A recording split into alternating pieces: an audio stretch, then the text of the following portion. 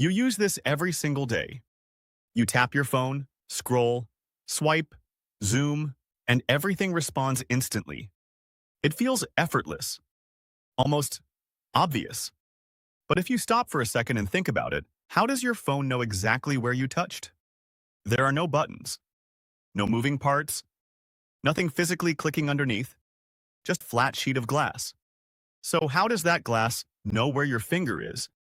And not just one finger, but multiple fingers, moving at the same time? Because once you understand what's really happening, you'll realize your phone is doing something incredibly precise every single time you touch it. Let's break this down. When you touch your screen, your phone instantly knows the exact position, movement, the number of fingers, even complex gestures. And it does all of this in milliseconds. So what exactly is it detecting? Because it's not pressure, it's not heat, and it's definitely not touch in the way we imagine. In fact, your phone is reacting to something you can't even see.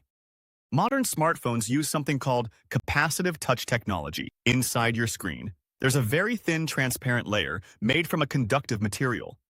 This layer creates a constant, invisible electrical field. Not something you can feel, not something you can see, but it's always there. Imagine your screen is covered by an invisible grid, like a net, stretching across the entire surface. Every intersection point in that grid is constantly carrying a tiny electrical charge. Everything is balanced. Everything is stable, until something interferes with it. Now here's the key. Your body conducts electricity.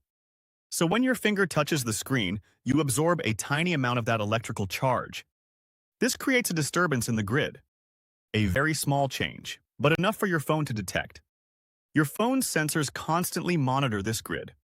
The moment it detects a change, it calculates exactly where that change happened. That's your touch point. So your phone isn't detecting pressure, it's detecting a tiny electrical disturbance. But how does it know the exact location? That grid we talked about is made of horizontal and vertical lines. When your finger touches the screen, it affects certain horizontal lines and certain vertical lines. Your phone measures both. Where those changes intersect, that's the exact point of contact. Now imagine doing that for multiple fingers at the same time. That's how multi-touch works.